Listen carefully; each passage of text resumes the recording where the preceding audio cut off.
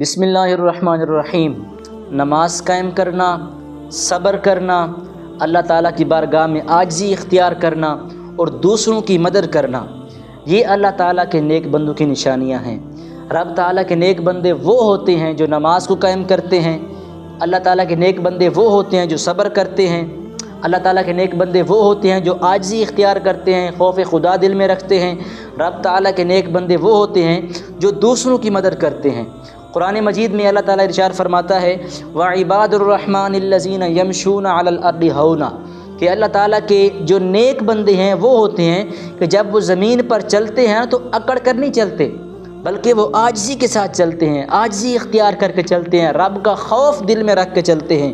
اور حدیث شریف میں رسول اللہ صلی اللہ تعالیٰ علیہ وسلم نے فرمایا کہ اللہ کے محبوب بندے وہ ہیں جو دوسروں کے لیے فائدہ مند ہوں۔ اگر آپ دوسروں کی مدد کرتے ہیں، یہ جو مہینہ چل رہا ہے بالخصوص، اس مہینے میں اپنے ارد گرد دیکھیں، آپ اپنے آس پاس دیکھیں، اپنے گرد و نواح میں جائیں، دیکھیں، اگر آپ کے پاس قوت ہے یا آپ طاقت رکھتے ہیں، اگر کسی کی مدد کر سکتے ہیں اور آپ کو پتہ ہے کہ سامنے والا مستحق ہے، آپ کا رشتہ دار ہے یا آپ کا جاننے والا ہے یا کوئی آپ کے در پہ آیا ہے، تو اس کو عطا کریں، اس کو دیں، سخاوت کریں۔ رسول اللہ صلی اللہ تعالیٰ علیہ وسلم کا معمول تھا کہ ماہ رمضان شروع ہوتا تھا تو سرکار کی سخاوت بڑھ جایا کرتی تھی۔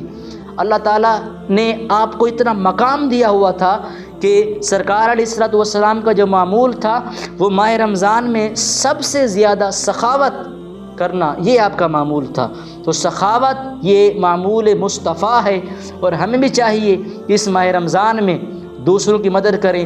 اگر آپ کے ارد گرد مدارس ہیں تو یقیناً ان مدارس میں ہزاروں بچے تعلیم حاصل کر رہے ہیں، ان کا کھانا فری، ان کی رہائش فری وغیرہ وغیرہ معاملات۔